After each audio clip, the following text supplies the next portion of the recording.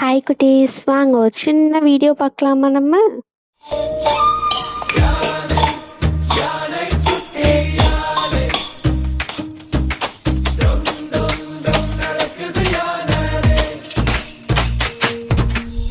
பெரிய உடல் நல்ல யானை, குட்டி முகம் சிரிக்கும் யானை, தும்பிக்கை நீளமாடுது, தண்ணீர் எடுத்து தெளிக்குது.